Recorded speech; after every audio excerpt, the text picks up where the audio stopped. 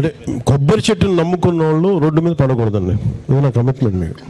కింద అది ఇది అంటే ఎందుకంటే ముఖ్యంగా 1,00,000 మంది కొబ్బరి సాగు చేసే రైతాంగం రోడ్ల మీదకి రాకూడదు. దానికి కాంప్రిహెన్సివ్ ప్లాన్, ఒక సమగ్రమైన ఒక ప్రణాళికతోనే మీ దగ్గరికి వస్తాను నేను. దాంట్లో ఈ శంకర్ గుప్తం డ్రైన్ అనేది ఒక చిన్న భాగం అంతే.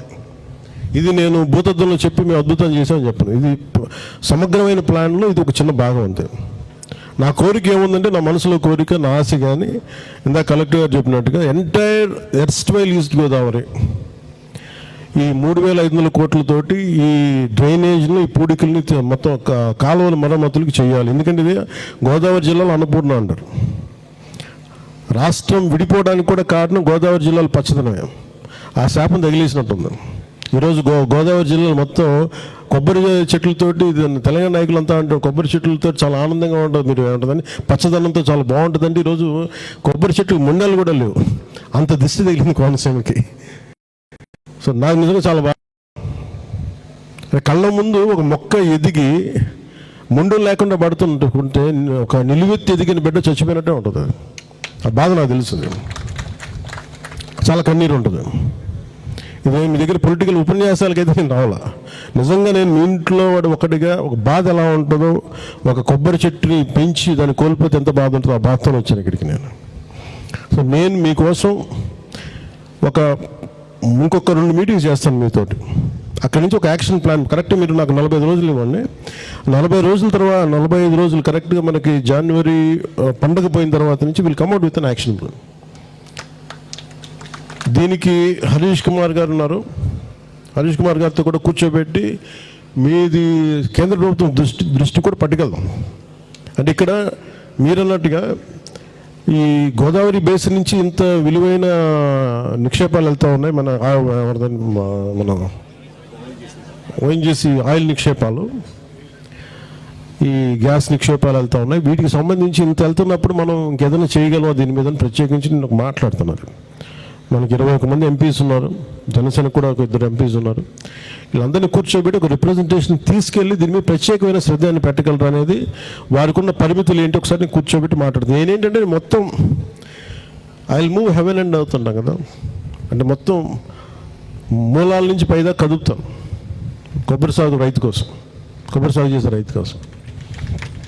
ఎందుకంటే నాకు దీనికి తగిలినంత దృష్టి, నరుడి దృష్టికి నల్లరాయన పగిలిపోద్దంటారు. అలాంటిది కోనసీమ పచ్చదనం ఎంతమంది కళ్ళలో పడి వాళ్ళందరూ దృష్టి తగిలి ఈరోజు మొండేలతో కొబ్బరి చెట్లు ఉన్నాయంటే దీనికి ఇంకా మనం కరెక్ట్ చేసుకోవాల్సిన అవసరం ఉంది, దీన్ని సరిదిద్దుకోవాల్సిన అవసరం ఉంది.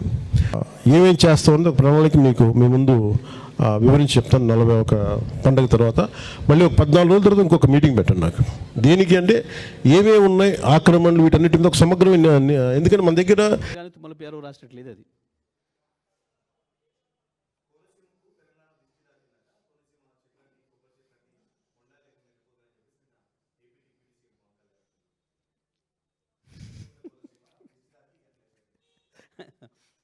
ఇప్పుడు వాస్తవానికి ఎవడన్నా పోయించండి హైదరాబాద్ నుంచి వెళ్ళాడికి, తగిలితే వాళ్ళ దృష్టి ఏడ తగులుతుంది కానీ ఆడికి పోనోని దృష్టి ఎక్కడ తగులుతుంది, ఏం తెలియదు.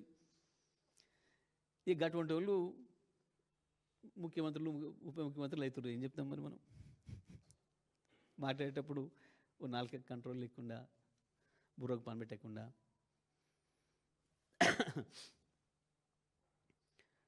రోజు వస్తే వచ్చిపోయేటోళ్ళు 100,000 మంది అక్కడి నుంచి వాళ్ళు హైదరాబాద్ను చూసేది వాళ్ళు. ఏమంటాం మనం? నరదృష్టి పడింది అని అంటాం చాలా విషయాలలో. చూసి వస్తానికి బాగా ఎక్కువ మంది చూసిపోతే ఓ చేనెమ్మడి పోతుంటే బాగుంది ఈ చేను అని చెప్పి అంటారని చెప్పి పాపం దిష్టి బొమ్మలు కట్టుకుంటారు. మరి కట్టుకుంటామే, ఆయన దిష్టి బొమ్మ ఎవడొద్దన్నాడు, మనం ఆపినామా? పిచ్చి మాటలు, తెలివి తక్కువ మాటలు, మైండ్లెస్.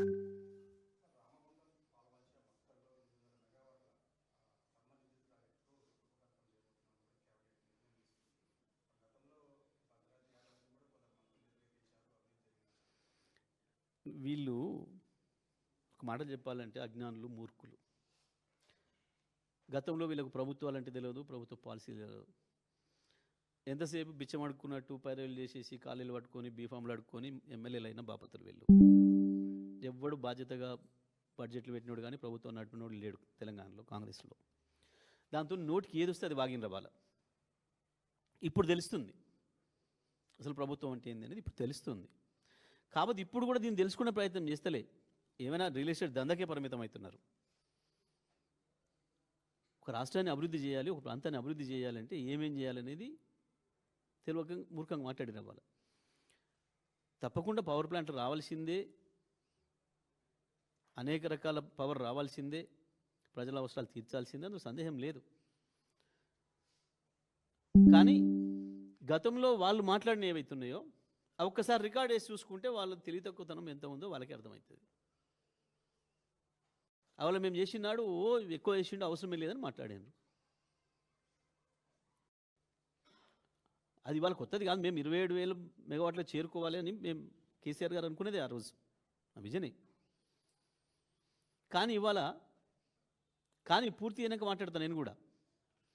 అది రాని అగ్రిమెంట్ల రూపంలో రాని ఏం ధర, అవల ధరల మీద ఏం మాట్లాడినారు, ఇవాళ ధరలు ఏం ధరలు చేస్తున్నారు, అవల విద్యుత్ కొనుగోలు ఏ ధరల మీద చేసినాము, ఇవాళ ఏం చేస్తున్నారు, అన్నీ ఉన్నాయి. ఇంకా